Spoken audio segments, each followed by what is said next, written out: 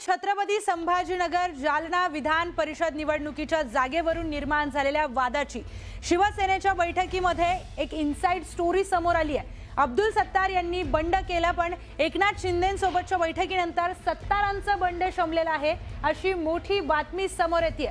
उपमुख्यमंत्री एकनाथ शिंदे यांनी मध्यस्थी केली आणि त्यानंतर अब्दुल सत्तारांचं बंड शमलं।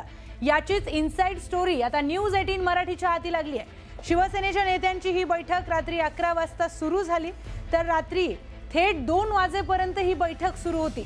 एकनाथ शिंदे यांनी अब्दुल सत्तार यांचा मुलगा समीर सत्तार यांनी भरलेला अर्ज मागे घेण्याच्या सूचना दिल्याची देखील माहिती मिळते।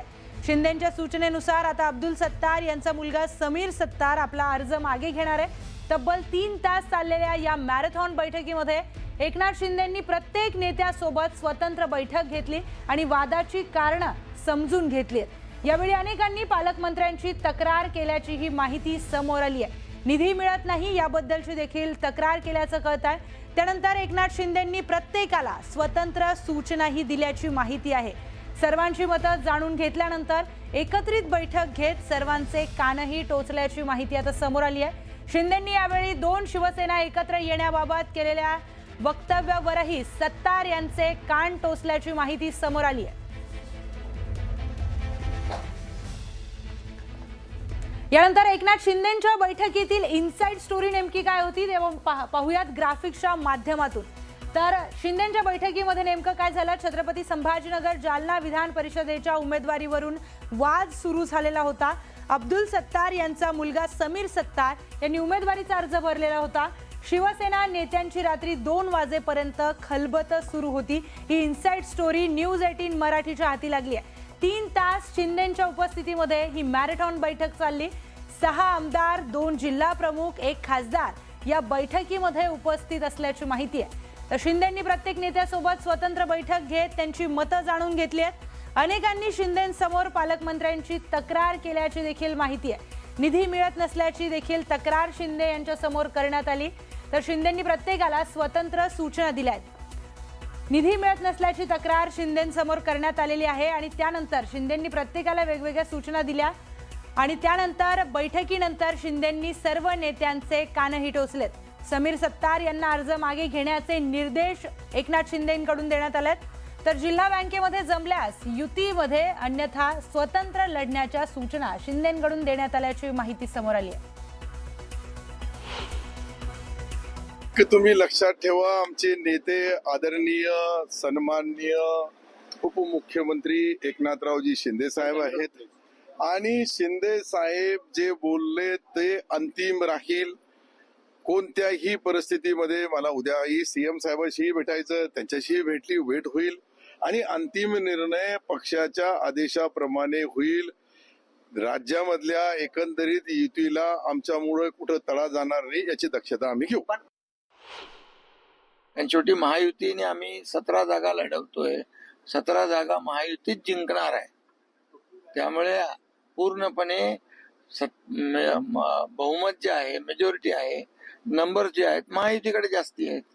पण अब्दुल सत्तार यांना सांगितलेलं आहे महायुतीचा प्रथा आणि महायुतीचे नियम आपण पाळायचे। महायुतीचा 17 जागा आहे, 17 जागांमध्ये अनेक ठिकाणी 17 जागांमधून 4 तारीख आहे ना बाबा, 4 तारखेपर्यंत सगळं होणार आहे। चला।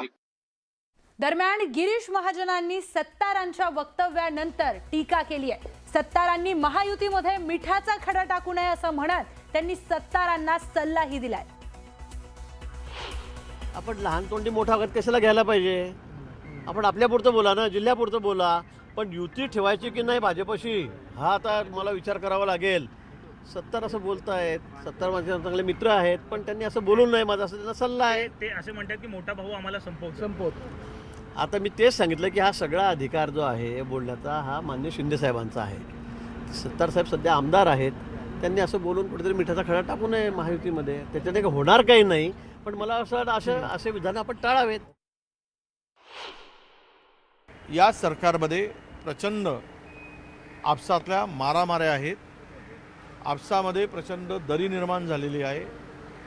हे 2-3 पक्ष एकमेकाच्या विरोधात उभे ठाकले आहेत आणि सत्ता केवळ एका पक्षाच्या हातामध्ये पूर्णतः सेंट्रलाइज झाली आहे आणि त्यामुळं आता हे सगळे इतर पक्ष जे आहेत त्यांना ते यातना होत आहेत, त्यांना ते दुःख होत आहे आणि त्यामुळं त्यांच्या वेदना ते मांडत आहेत. तर विधान परिषद निवडणुकीच्या पार्श्वभूमीवर राज्यामध्ये महायुतीतील अंतर्गत धुसफूस आता चव्हाट्यावर आली आहे. छत्रपती संभाजीनगरमधील आमदार अब्दुल सत्तार यांनी भाजप विरोधामध्ये तोफ डागली आहे. तर बुलढाण्याचे आमदार संजय गायकवाड यांनी देखील सत्तारांची रीव उडत भाजपला जोरदार टोले लगावलेत. या दोघांनंतर आता भंडारातील आमदार नरेंद्र बोंडेकर यांनी देखील त्यांच्या मनातली खतखत व्यक्त केली आहे. त्यांनी भाजपवर चांगलंच तोंडसूक घेतलंय. त्यामुळे येणाऱ्या काळामध्ये महायुतीतील वाद कुठपर्यंत पोहोचतो हे पाहणं अत्यंत महत्त्वाचं ठरणार आहे. आपण जे 2.5 वर्ष ज्या पक्षाला सोडून आपण एक पक्षासाठी भारतीय जनता पार्टी आमचा जो जुना मित्र पक्ष आहे याच्यासाठी आम्ही आमच्या पक्षाच्या नेत्याला सोडून इकडे आलो आणि परत अशी परिस्थिती निर्माण होईल. आज जी परिस्थिती निर्माण होते ते स्लो पॉयझन आहे. हळूहळू शिवसेनेला मारायचा स्लो पॉयझनची जी परिस्थिती निर्माण झाली याला भविष्यामध्ये याच्यावर उपचार करणं गरजेचं आहे. माझ्या मतदारसंघात सुद्धा मला मोठ्या प्रमाणामध्ये या माझ्या मित्र पक्षाचा म्हणजे अन्याय आणि त्यांचा हस्तक्षेप मला या ठिकाणी पाहायला मिळतोय आणि हे या राज्याकरता चांगलं नाहीये. एक महायुती म्हणून आम्ही संपूर्ण लोक महाराष्ट्र आम्ही एकत्र असताना आम्ही एकोप्याने काम केलं पाहिजे आणि महाराष्ट्रातल्या जनतेला आपण चांगलं काम या राज्याच्या माध्यमातून दिलं पाहिजे. पण एक अशा एकमेकाच्या मित्र पक्षाच्या लोकांचं खच्चीकरण करणं हे दोन्ही पक्षाच्या हिताचं नाही. आमचा प्रश्न एकच असते की तुम्हाला जेव्हा निवडणूक आली की बरोबर तुम्ही फोन करता, आठवण येते, परंतु जेव्हा तुमचा स्वार्थ नसला, जर एखादा माझ्या विधानसभेचा फॉर्म भरताना वेळेस सुद्धा भारतीय जनता पक्षाचा एकही नेता आला नव्हता. त्यावेळेस आम्ही कोणावरती काही बोललो नाही, कोणाला राग पण नाही केला. मग कशाला राहता? निधी दिलं जात नाही, 18 महिन्यात 18 रुपये नाही दिले तर मग कशाला राहायचं तिकडे? कशाला फालतू? हे आहेच. भारतीय जनता पक्षाच्या सानिध्यात जो गेला तो त्याचा कार्यभाग बुडाला हे जर सांगत असाल आणि तुमचं म्हणणं असेल तर मग आता काय निर्णय घ्यायचा आहे तुम्ही ठरवलं पाहिजे.